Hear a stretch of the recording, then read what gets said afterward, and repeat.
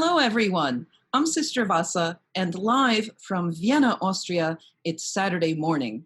I hope all of you zillions are well out there. Today on our show, we have a very special guest star, and that is Professor Susan Ashbrook Harvey of Brown University. I'll first tell you a bit about Professor Ashbrook Harvey, and then you'll get to meet her yourselves and hear from her. She is the Willard Prescott and Annie McClellan Smith Professor of Religion and History at Brown University in Providence, Rhode Island.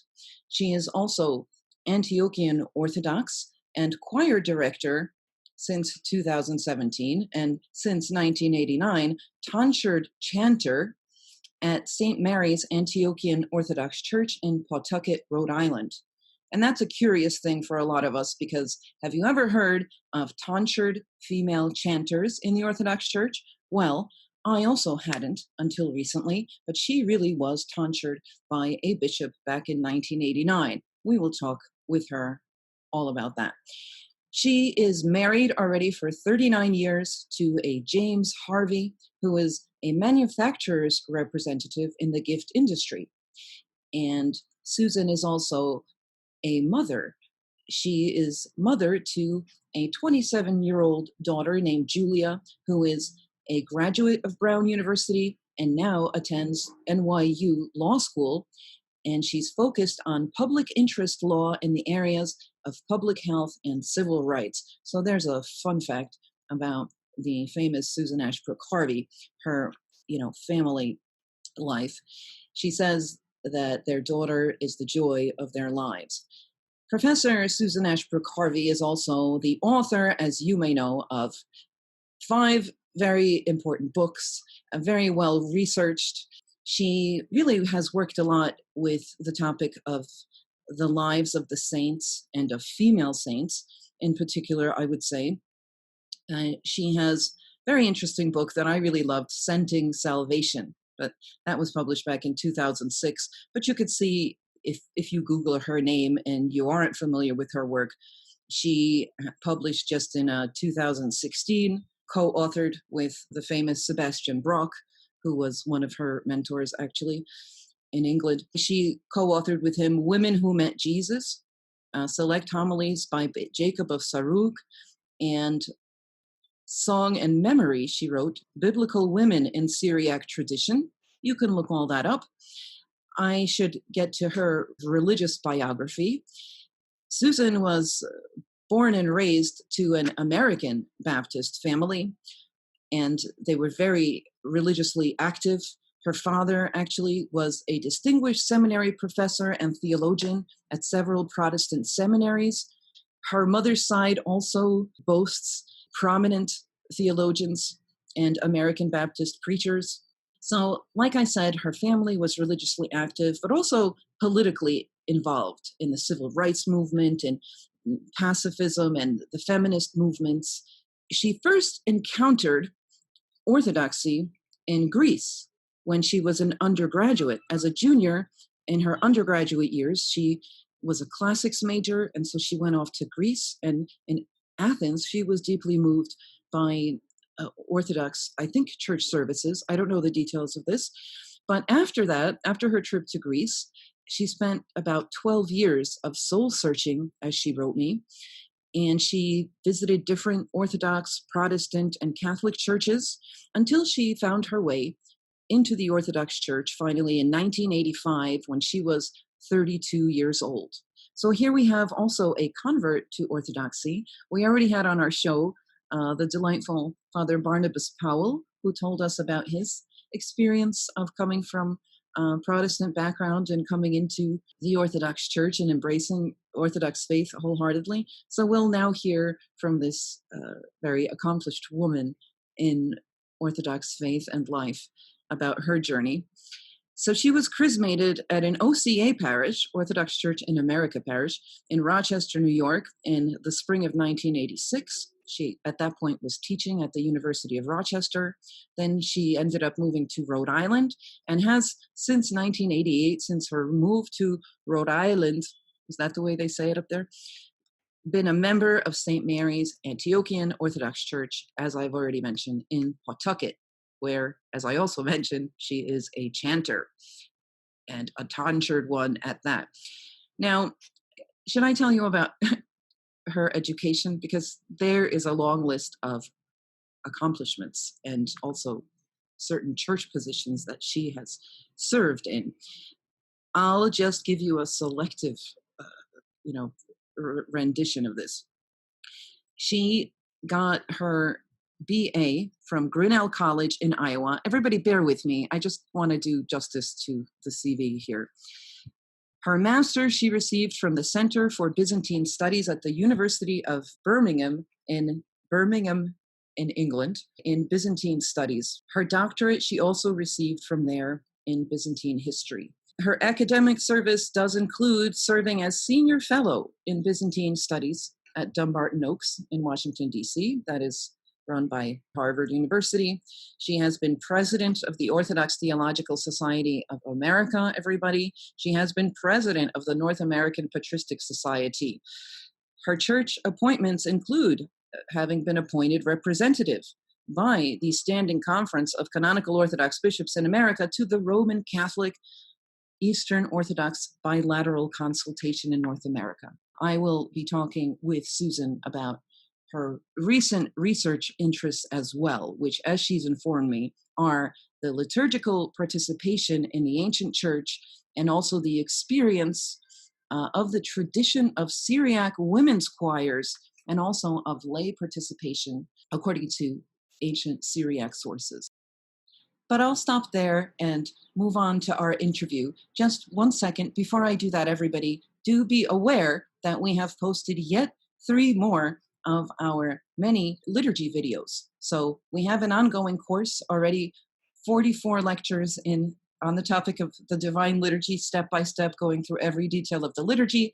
And we are gradually posting them on YouTube. All of them are available right here, patreon.com/Sister Vassa. If you want to learn about Divine Liturgy, I think this is a very accessible way to do that. I would like you to check that out. Or simply, if you don't want to subscribe on Patreon, you can simply search here in YouTube for Intro to Divine Liturgy. Search for Intro to Divine Liturgy and Sister Vassa, and you'll find the playlist. Now we have, I think, 13 already of the videos available to everyone here on YouTube. So check that out. And now, on with our show.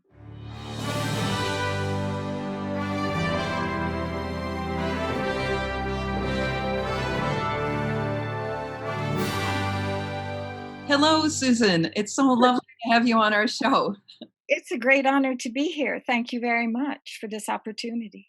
Thank you very much for agreeing immediately after I wrote you and invited you to do this. You were all on board. So that hasn't been my experience with some people, which is fine. Some people are camera shy, but you see this as a service, as indeed it really is, to share of yourself with a community that's broader than the academics who really appreciate your work on a regular basis.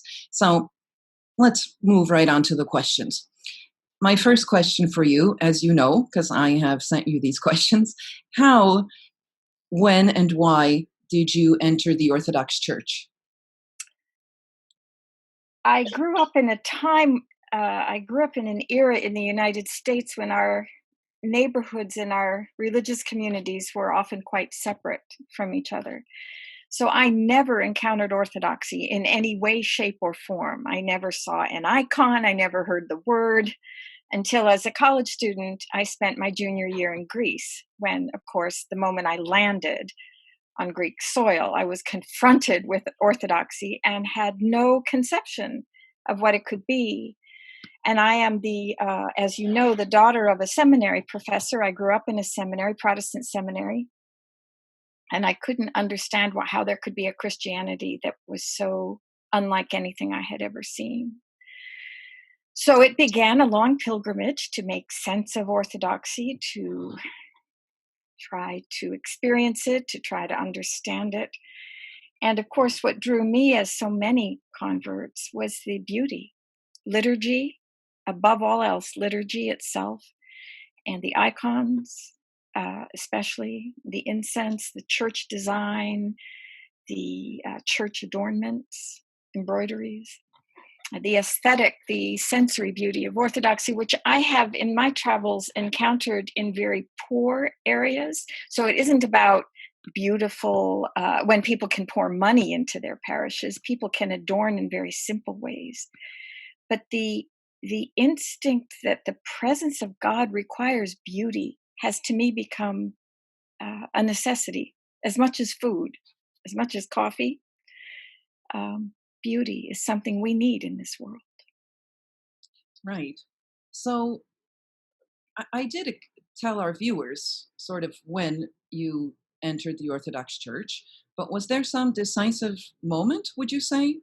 You know, you did say that it took you 12 years and that you did explore Roman Catholic churches and other Protestant ones, right? So was there a decisive moment, perhaps? Maybe not, but. I was worried for some years because I have no ethnic connection to any of the Orthodox traditions. I was very worried about, as it were, transgressing into a space that wasn't mine. And also, I realized at some point that I had come to know more about Orthodoxy than about the tradition in which I was raised. And so I thought, well, in all fairness, right, I needed to make a decision based on equal kinds of familiarity and not just some sort of exotic attraction. So I wanted to be there. So I did spend a time very involved again in the church I was raised in. And at the same time, I spent a lot of time with friends at Catholic and Anglican and other Protestant communions, thinking that as someone with no Orthodox ethnicity in my blood, maybe it was more appropriate for me to go to Rome or to Canterbury. I mean, raised as a Protestant, it was very hard to think about becoming Catholic. It was actually easier to think about becoming Orthodox. That's an interesting point you make. It's a very interesting point. And a lot of Protestants going in the direction of the East because of this. Exactly. And it's completely unfounded. But I was aware that if I did move to the Anglicans or the Catholics, that I would always be yearning for Orthodoxy, for icons, not, now everybody has icons because all Christians really are liking icons. So you can walk into any kind of church virtually, not entirely, but you can often walk into an Anglican, a Catholic church, even very ecumenically oriented Protestant churches, and you'll see an icon there. People put them on their book covers. People put them on their book. But that's different from encountering an icon in a church that is an Orthodox church. So I was aware that I would envy, and to me, this is going to sound very odd, but it had the trauma of a divorce in the sense that I was not converting because of any lack in my upbringing. In fact, one thing that took me so long was my fear that a priest would require me to be rebaptized. I was very afraid of this. My baptism was canonical. I brought the canons from the Council of Nicaea of 324 the first time that I met with an Orthodox priest, because I was darn sure I was not going to be rebaptized. Chrismated, fine, but not and there was nothing lacked in my upbringing. This, to me, was more a completion, a fulfillment of something that was incomplete. I felt very strongly about this. As for an exact moment, I was traveling in the summer of 1985. I was lucky enough to get an NEH fellowship to spend the summer researching in Syriac monasteries in the Middle East, in Eastern Turkey and in Syria and Israel. And I was traveling with my colleague, Robin Darling-Young, who's professor now at Catholic University of America. She had recently converted from the Methodist to the Catholics that year. And we had just left some days in the monastery of Mar Gabriel, where we'd lived with the nuns in Eastern Turkey. And we were in Antioch, in Antakya. She said to me over dinner, she said, "Susan, you do not have a Protestant bone in your body. Why don't you just admit it?" And she was right. And the first thing I did off the airplane when I got home, I mean, literally, was go to the church I had been attending for more than a year, but had not spoken with anybody at that Orthodox church. And Father Cyril Stavrevsky in the OCA, and just walked in and said, you know, take me. So I guess there was a moment, but maybe it was a hard step. And once I made it, Well, it's also fascinating how you compare it to a divorce. That yeah, it there, feels like I could only do this once. You know how you sometimes meet converts who convert again? I thought, if I do this, I can do this once. I can never do it again. yes, So, it was this, it was yeah, hard. yeah. I appreciate that you share that, and that you didn't leave the tradition of your upbringing with feelings of contempt or resentment, and In no way. but with gratitude for what you Fair. received. So let's move on to our next question. Are there positive aspects, specific aspects of your not Orthodox upbringing for which you are grateful and which continue to inform and inspire your life and service within the Orthodox Church? Yes, two. One is the centrality of Bible in the life of my family, uh, and particularly through my father. As I say, my father was an ordained clergyman, and he was a seminary professor, for a very distinguished, wonderful teacher and preacher, and scholar. And my father knew Bible. I mean, he knew Bible. It was the words he spoke, it poured out of him. Shreds of Paul, phrases from the prophets were as much a part of his prose as just ordinary vocabulary. It took me years to realize this was such a unique gift he had. But it wasn't just that he knew phrases or parts. The stories were the Bible was embedded in us as a magnificent adventure. You know, Moses, the saga of Moses, my father would tell us night after night after night. And then Joshua fighting the Battle of Jericho, Ruth and Naomi. I mean, these stories were given to us like treasures for which there was no limit. And this reading of scripture often, and I always will hear my father's voice reading scripture. He read with such majesty and intimacy. If those things can go together with the biblical text. I used to love being able to attend chapel services he led at the seminary, or when he did guest preaching. So, and a familiarity and an intimacy with Bible was something I value, treasure deeply. And the other is the centrality of church involvement in our family life.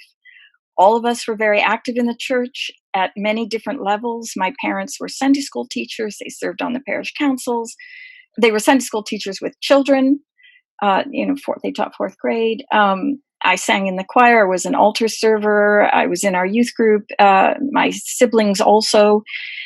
So as a family, we were very, very invested in and active in our local parish. And that was true for my parents when they moved, wherever they lived. So these two gifts, the centrality of Bible and the centrality of parish life, are things I have treasured all through my life, and tried to carry into my orthodoxy, and have accounted for the ways in which I've been involved as an Orthodox. Right. Thank you. Thank you for that, Susan. Now, on to our third question. We want to get to this business of you being a tonsured chanter.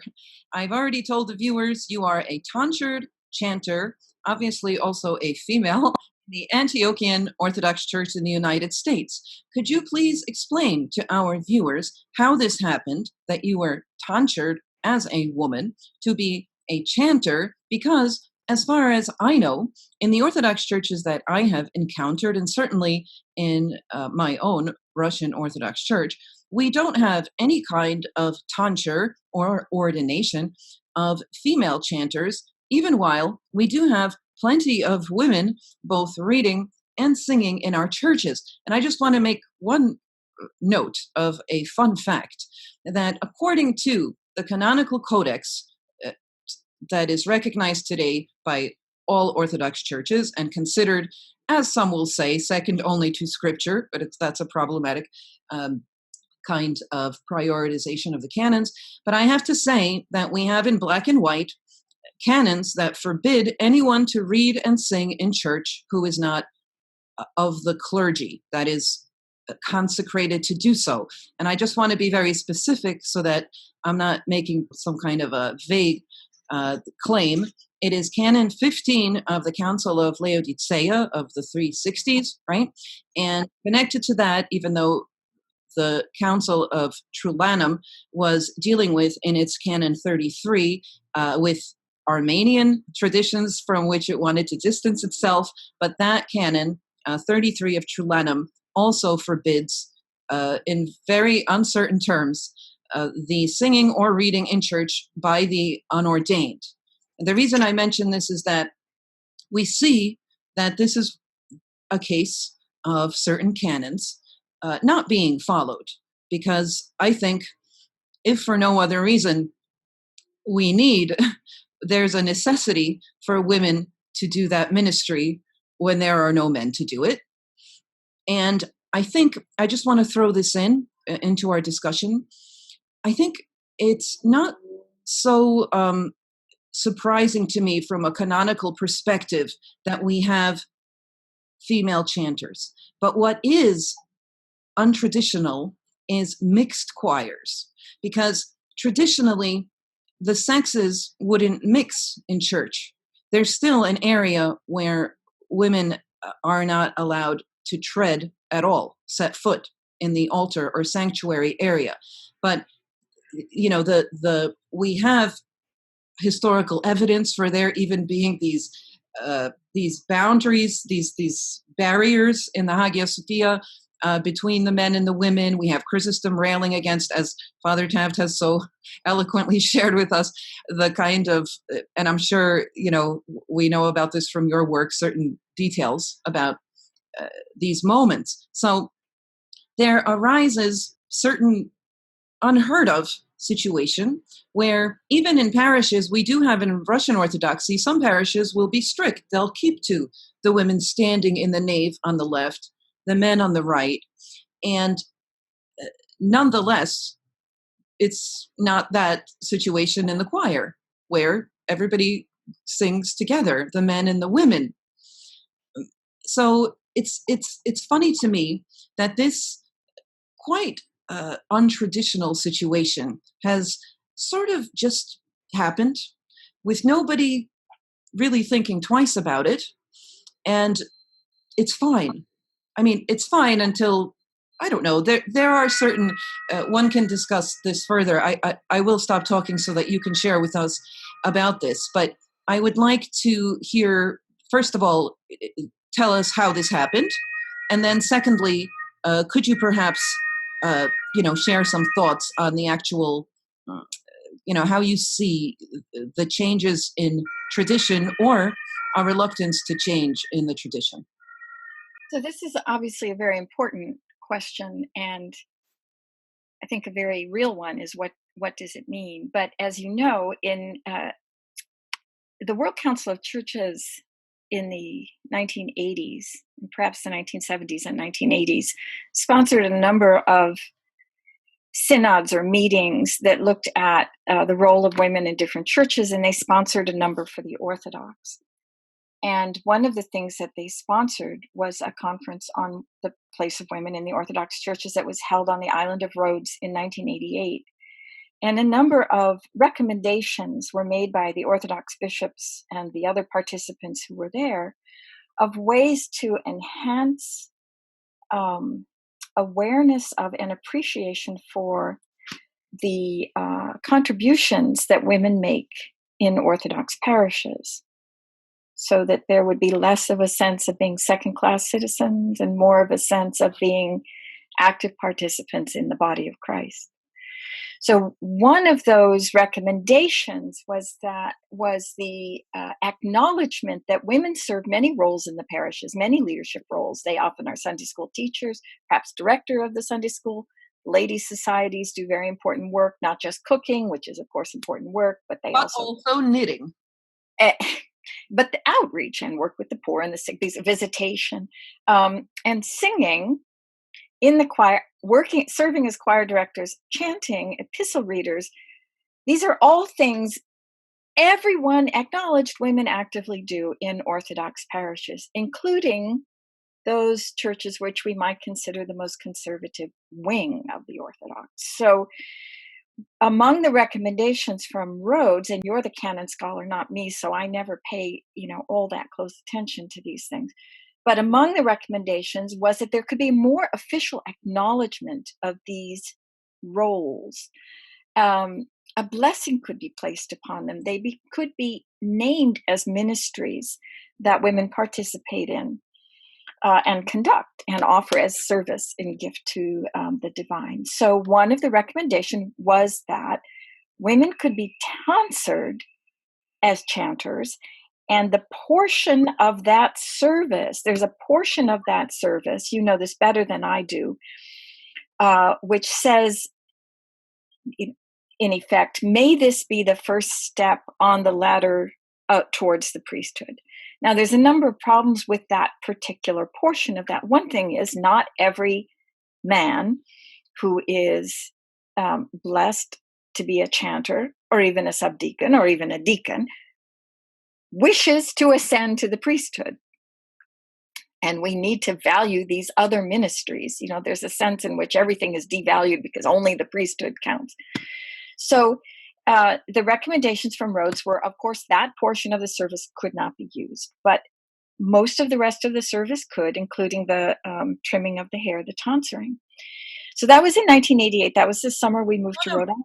For the folks at home, explain that actually the rite of, you can call it, it's a hierotesia, not a hierotonia, but it is the same for readers and chanters as far as that goes. And what also is lacking in the way you told me, when you were tonsured, that the male reader or chanter would also receive a lamp or a candle, because he's also, being a candle bearer is part of the responsibilities traditionally, but he would also, during the rite, he would don the small philonion. It's this short, funny little thing that you never see except for in that rite of hierotesia. And third, he would receive a stiharion. And as far as I understand, you have no distinct... Or even just a cassock, right? Right. Even a cassock, right. None of that. But on the other hand, as and again, you're the canonist, I'm not. In a sense, and maybe because of being a convert, I was not aware of that part, except for the cassock. It did occur to me. I mean, our choir has choir robes that we sometimes wear. In some years we've worn them Easter night or for Holy Friday and Easter night. But most of the time we don't wear our choir robes. So there was a way in which I wondered about the cassock, but I also didn't want to, if you will forgive me, a moment of, this is not intended as irreverence.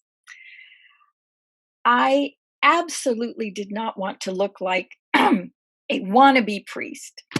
I did not want to look like I, in any way, shape, or form, wanted to be a priest or perceived in that way, because I had no interest in that. I did care about the valuing of the work of being a chanter. Now, I need to be very clear about this. I am not a chanter because I was officially trained as one.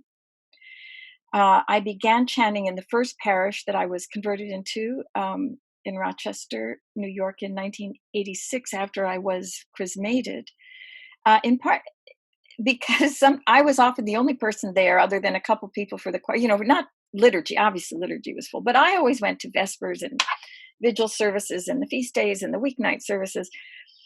And a lot of times I'd be the only person there apart from a couple people in the choir. So I just started helping out. But also as a convert, and particularly once we moved to Rhode Island, I joined the Antiochian parish. There are many words in Orthodox services and many words that were new to me. And I found that if I were in the chanter stand, even just helping with the reading portions, not yet chanting, but at first all I did was assist with the readings. It helped me focus. It helped me pay attention to the words. It helped me follow it. Certainly helped me memorize. Um, so I'm not a chanter because I have talent for this. I'm not a chanter because and the church never offered to train me. I mean, not like I'm a chanter because it was a useful service I could offer in a parish where there was need for it. So our priest was very excited about this meeting in Rhodes. At the time, we had two women I was one of two women, and there were two men who did most of the chanting and also most of the epistle reading between the four of us. And so he thought this would be great, our priest. He said, let's do this, what Rhodes has recommended. Let's do it right here in our parish with all four of our chanters, and let's as it were, enhance the valuing of this ministry, which is being offered by men and women in our church. And so what I took courage from, in the sense that I thought this is real, was that Metropolitan Philip Saliba, who was Metropolitan of the entire North America for the Antiochian parish, Metropolitan Philip, two archpriests, a priest, two deacons, a subdeacon. I mean, there was an array of clergy. They took up the entire front of the church. And Metropolitan Philip did this service and did our tonsuring. And, so one thing you had to say, however strictly the service was edited or not, this was a formal action that was taken by the highest clerics in North America for my jurisdiction at So that it time. was you, one other woman, and two men Two men. together. So you We didn't. in a row. You just wore your normal clothing, Right. and did you cover your head? No, and then he cut the. Right. He couldn't have cut the hair if you had your head covered. That's an interesting point, by the way. Um, But so the men were not dressed in cassocks. The men were not treated any differently than the you women. weren't given cassocks either. No. Oh, all right. So It was an egalitarian service, which I appreciate. And the local OCA priest had come over a couple weeks ahead of time to teach us a couple of the hymns that we didn't know. He was a wonderful musician, and he kept saying to us, "Boy, I better not let my parish know about this, because the women who read and chant in my parish will want to do this." And our priest, Father Timothy Ferguson, said, "Well, bring them on. We'll just do everybody. Just bring them." And a number of times, years since, women have said to me, "Well, I've never been tonsured, and I do all the chanting and reading." And I keep saying, "Well, ask. Just take those recommendations from Rhodes. They're published. And go and ask to have it done." But here's what I will say. So it is a 30-year anniversary for this tonsuring this fall. In October will be 30 years. congratulations, and Well, God bless you for you doing this. know, so to my knowledge, there were no other occasions of this in the Antiochian diocese. I think I heard a rumor that there might have been one in California, one or two, but I never heard a follow-up, and I don't have any knowledge. And I never heard of it in any other case. And there's quite a number of women active now, as you know, in the work towards renewing the female deaconesses, and they have paid attention to this particular event, because it's in some ways offers some analogies. But over the years, I have often myself felt, sometimes when I speak in Orthodox contexts, at St. Vladimir's, at Holy Cross, they'll say, "Oh, Susan's a tonsure chanter," like reading off my credentials. But the church does not acknowledge this in any way that I'm aware of. In my own parish, a parish is like a home. And so people come every week, or they come to the services. I've been in this parish more than 30 years. They have heard me chant. They have heard me read. They have heard me sing. I've learned a lot over the years. I've apprenticed myself to some wonderful teachers. I've worked very hard to be serious about this ministry and to try to do it competently. But people don't know. A lot of the people who were in the parish at the time have passed away or left. people who do know, I don't know that they remember. I'm not sure that the priest who's there now, who's the fourth or fifth priest since I came to this parish, I don't know if he knows. I don't know that it matters to anybody, and sometimes that's been very, very painful.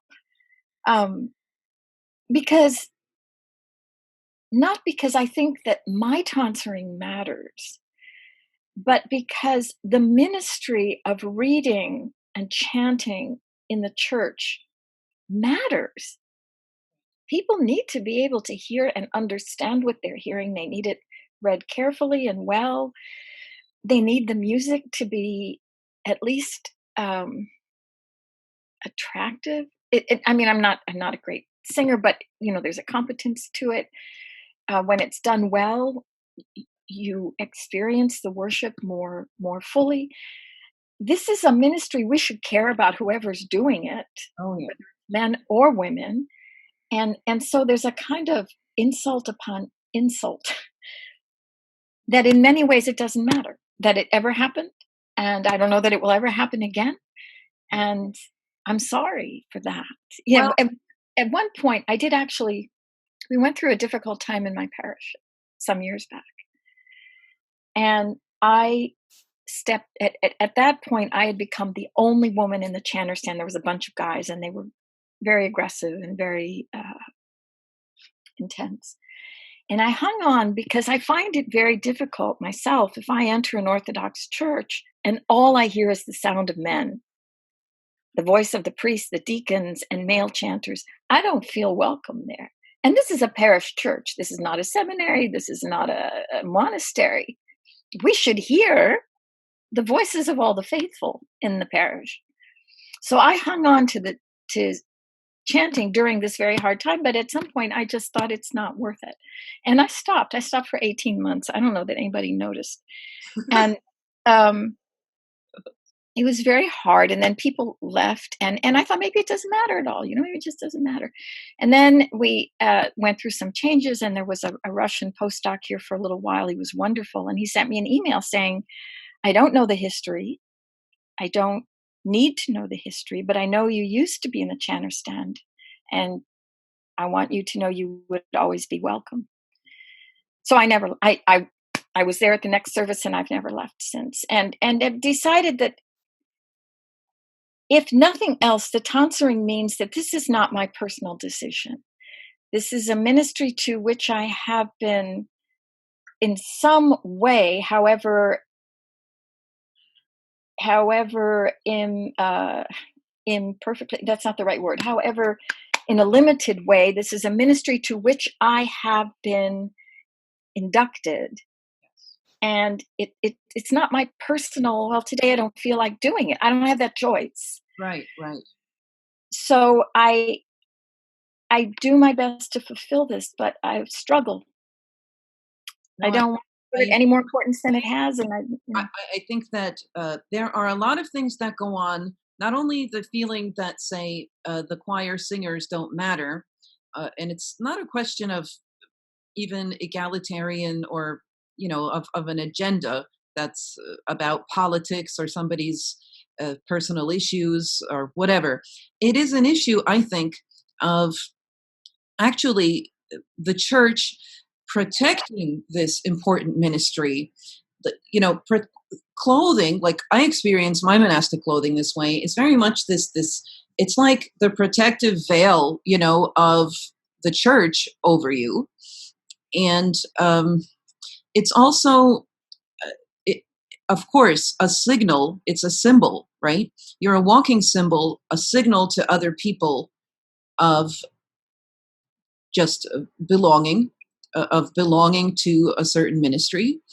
And these things are important as icons within the church setting. You are supposed to be, that's number one. But number two, from a different aspect, I have to say that an appointment or ordination is also an election. Not everybody could do it. And the church usually has a whole mess of requirements for those who are given that privilege and also cross of doing that service, and everybody knows who's been in the chanter's stand or a choir. Stuff goes on there, and people clash, and there are personalities involved. It's not like just playing an instrument. And if you're choir director, I was since I was 13 in my own little silly way, but there was no one else to do it. But, the choir rehearsals and all of this stuff. Also in a convent, I was choir director for many years.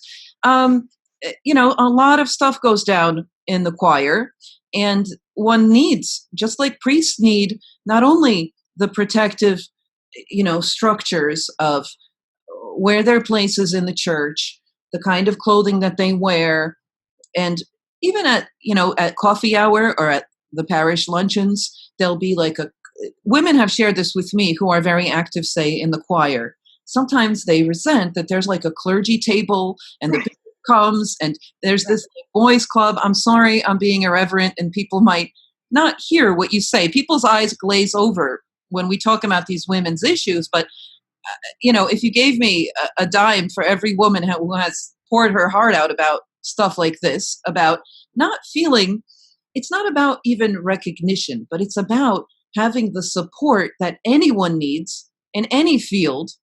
Priests will also get, just in some churches, just for existing, every 2 years, like the next, they're called awards in the Russian tradition. Right. Silver cross, then there's the golden cross, and then there's a cross with, whatever. There's the different kinds of hats.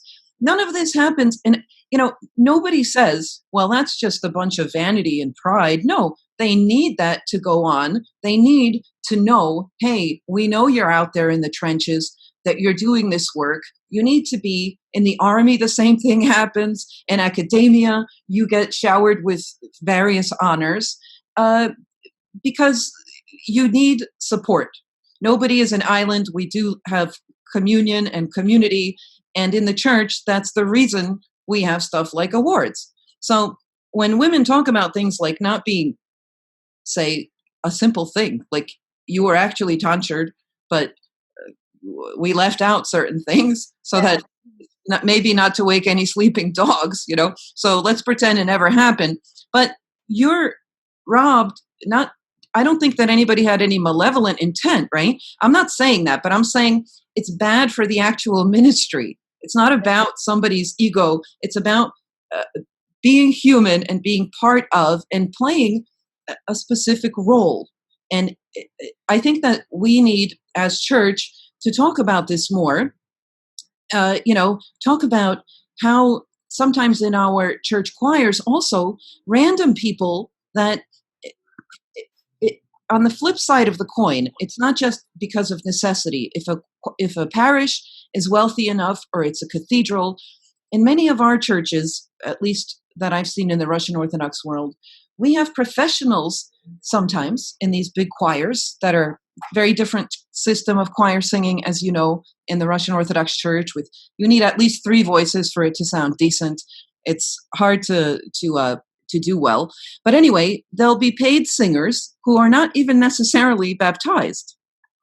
And you see things. I've seen this in Russia. Somebody was sitting reading a newspaper my mother saw this as well, on their phones doing something during the gospel reading, or the choir leaves when there's a long period of reading so that they can have a rehearsal, as if they're just there to do this job, but not really part of the service, or not connected to the sanctuary, to the liturgical action.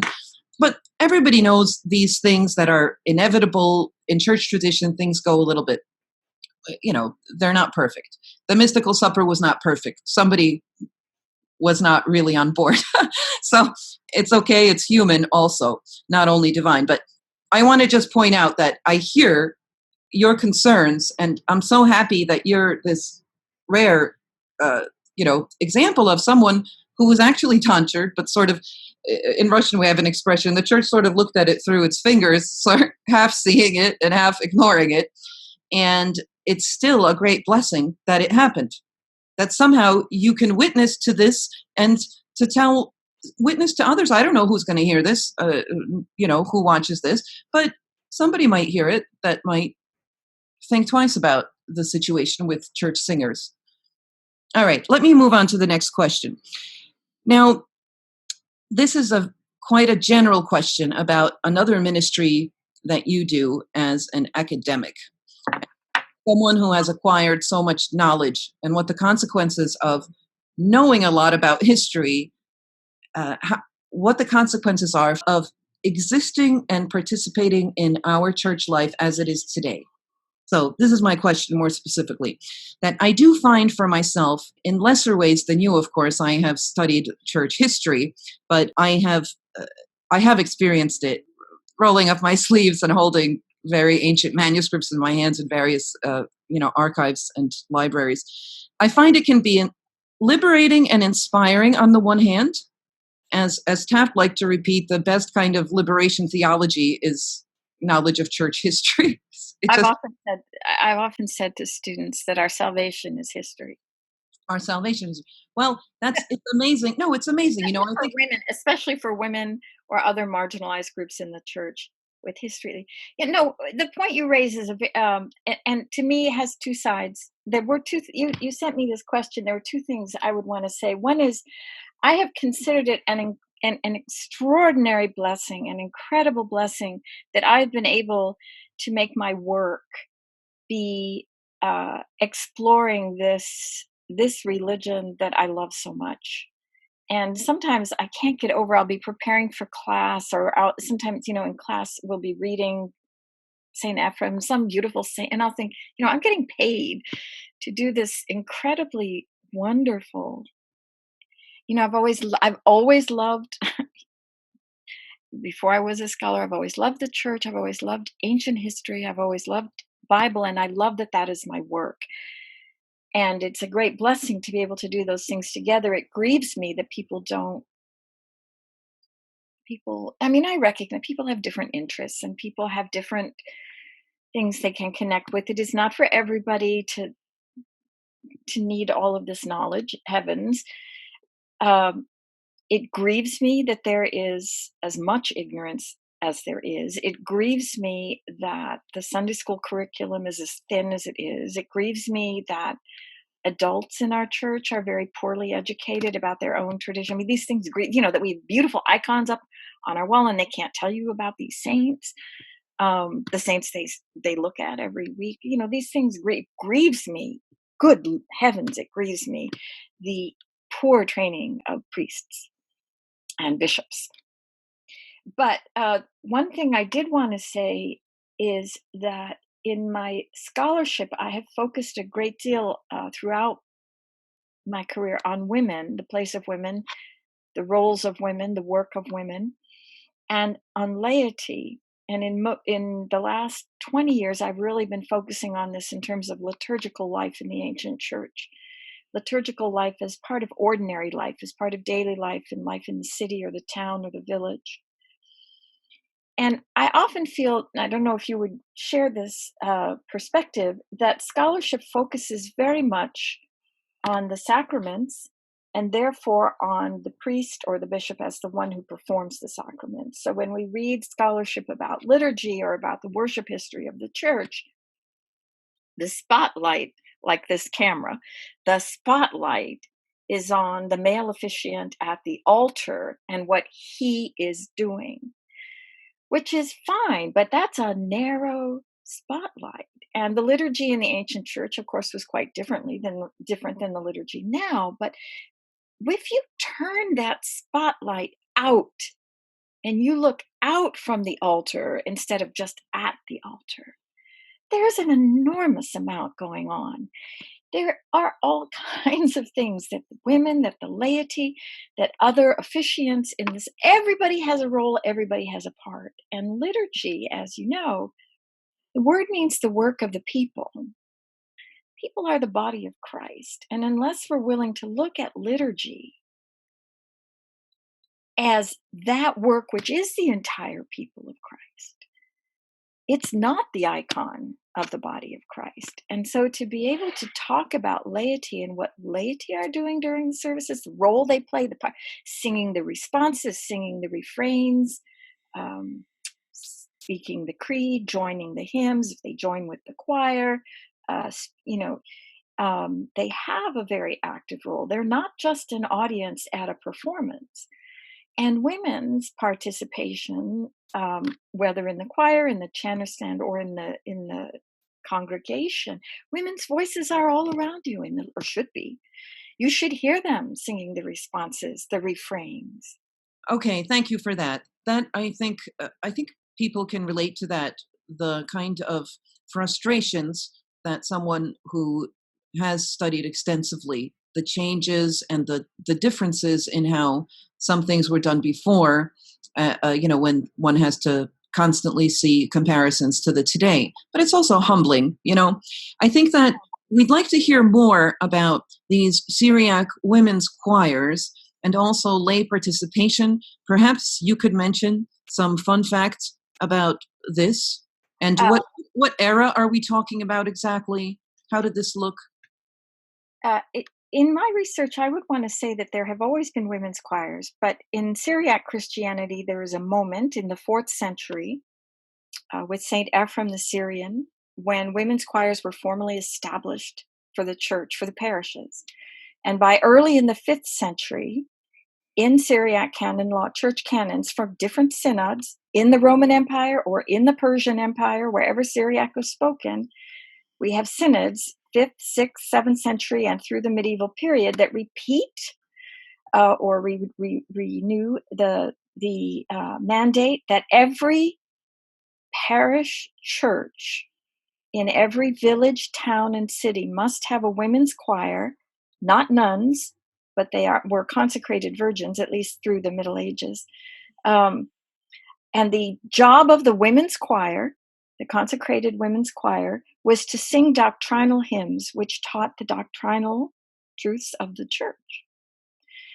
So a number of things are interesting about this. One is great scholars, you would perhaps be familiar with the work of Johannes Quasten, for example, argued vehemently that women stopped singing in the Latin and Greek churches in the 4th century, Yes. at the point where professional choirs, the Schola Cantorum, the consecrated chanters officially began, as liturgy became more elaborate in the 4th century with the legalization of Christianity. So that's the point where in many church history you say women stop singing, except for special occasions, choirs of nuns at the funeral of a bishop, Easter Sunday in the Orthodox tradition, the Mirofortes, women sang.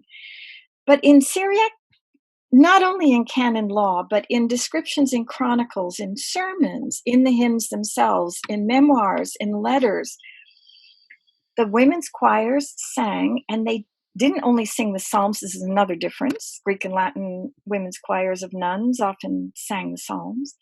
Syriac women's choirs sang the doctrinal hymns. The hymns taught the stories of the Bible. They taught the life of Christ. They taught the meaning of the incarnation. They taught about the Theotokos. So it was a teaching ministry, very, very clearly a teaching ministry for which we have a great many different source attestations, but little in depth. So I find it very, I like, and it's a living tradition in the Syriac churches. Right. You didn't finish the thought about Quasten. Quasten falsely claims that this ceased to be the case very early on in church history. And I will say in my research, I have gone through all the sources that Quasten himself cites in Greek and Latin, and we now have many more texts available to us than were available to Professor Quasten.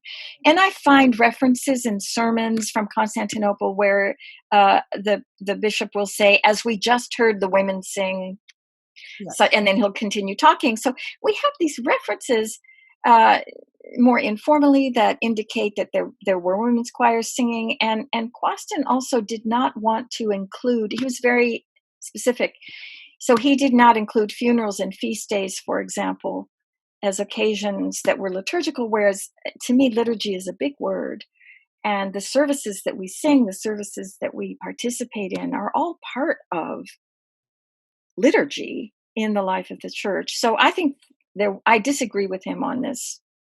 I think I have evidence to show that he mischaracterizes Right. the ancient church. For Syriac, this has been a living tradition to this day. And you're in Europe, there are annual contests in the Syriac Orthodox parishes for who has the best girls' choir. They come and they sing in there. They have choir robes with a sash of their parish church, and they've been doing this in the last 20 years. So there's been a great renewal of it for the Syrian Orthodox. So this is a wonderful ministry. To me, we have a wonderful statement in a sermon by St. Jacob of Sarug in the 6th century, where he says that we need the women's choirs because, he says, for 2 reasons. Yonder in the kingdom, he says, men and women stand equal before the Lord. We should stand equally. Here, we should give praise equally. But the other thing he says is sacramentally, you were baptized in the same font, you drink from the same chalice, you should sing praise with a loud voice, just as your brethren. And he says, fill your ears with the sound of women, which is an astonishing statement to hear from Antiquity. But his point is that if we cannot hear the voice of every believer in our liturgies, salvation is not for everyone. If we can only hear the voices of men, women are not saved. If men only, women are not saved, and absolutely rejects this. So we need to think about that. What does it mean to hear voices in the liturgy? Whose voices do we hear? And how can we hear everyone's voices so that we become an oral icon of the salvation that we witness to? And also because we lose out if we're not expressing the word of God and pronouncing it. It's bad for us. That's bad for us. We are, the way Christ heals the dumb man. One of the demon possession, whatever manifestations are the inability to speak. But I was thinking, but why would there be this canonical insistence in the Syrian tradition that every parish have specifically a women's choir? Because what you're saying, okay, everybody has to praise God, but why would specifically doctrinal hymns be relegated to a woman's choir? Is there a reason? We have a statement early in the 5th century canons, church canons, that says that the consecrated women in the service of the church are not to be forced to prepare the garments for the priests and the bishops, not to weave the garments by force, and should not be compelled to do the housework of the priests and the bishop. They are to sing the doctrinal hymns. In other words, the canon protects. And, we have some statements in John Chrysostom where he berates the priests for using women to do their housework, that they should be, he says, if we're big, strong men, we should be able to do our housework ourselves. Oh, and the Syriac canons there, I think it's so interesting because they protect the ministry of the liturgical ministry of women and refuse to reduce women to being the housekeepers. And that's such a it's wonderful to hear that, because some women, you see it happen all the time. They say, well, I'm not a Mary, I'm a Martha, so during liturgy I'm going to be cooking the lunch, preparing the coffee hour. Yes, getting taken out of services. So that's amazing to hear, because I see this is something people forget about certain church canons, that the reason they're there is because something was not being done. So the church starts legislating there must be a women's choir because maybe there aren't any actually, or it's saying do not bring your cattle into church. That means it was being done. So if it says do something, maybe people were reluctant to do it. Some scholars have argued that one of the reasons there's a certain aggression in some of the a defensiveness in some of the sermons about the women is because Greek or Latin churches were criticizing the Syriac churches. We don't have evidence of that. But we do have, this evidence, this the enhancing of professional liturgical choirs, which were male. And of course, when you think about the Byzantine tradition, one thinks of male choirs. Although Byzantine tradition, unlike Syriac, has a memory, if not extensive, of women composers, such as Cassia. Cassia is the only woman for whom we still have the music of hymns that she composed. And of course, the Cassiani is central to Holy Week to this day. But we have the names of several other women composers of liturgical chant in Byzantine tradition. So they were nuns. Convents, one of the things also I feel important about liturgical history is that there was often a mixture. Monasteries and convents didn't have only liturgy for their own people. Lay people were there. Monastics attended liturgies out in civic communities. And certainly in Syriac, there's tremendous integration on Sundays between monastic and lay communities. Right. So I think, I think there was more singing than the scholarship has recognized. I'm trying to write about that persuasively. And I think that it matters as a part of our history to be remembered and acknowledged and renewed. Right. I mean, in the Byzantine Rite, I know that we have basically lost the cathedral rite. It's distinguished, the monastic rite and the cathedral rite, and it's considered that by the late Byzantine period, especially after iconoclasm, and it's an oversimplified rendition of what happened, but supposedly the increased influence of monastic figures in liturgical creativity lead to a disappearance of what was the cathedral rite that was quite different. And one of the really marked differences in the cathedral rite, known as the Asmatikia Koluthia, of the great cathedrals in Thessaloniki and of course Constantinople, was that everything was sung.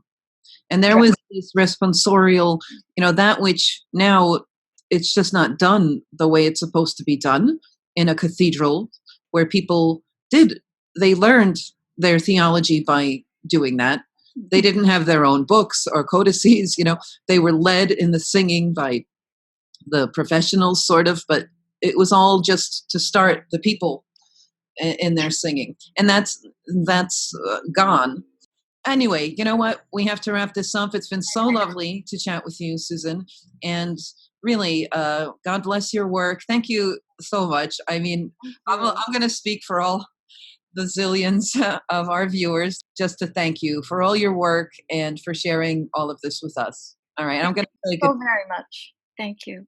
To my viewers, I just like to say goodbye. I hope everyone has a lovely week. Susan, would you like to say goodbye to everybody? Goodbye. Have a great week. And thank you so much for listening.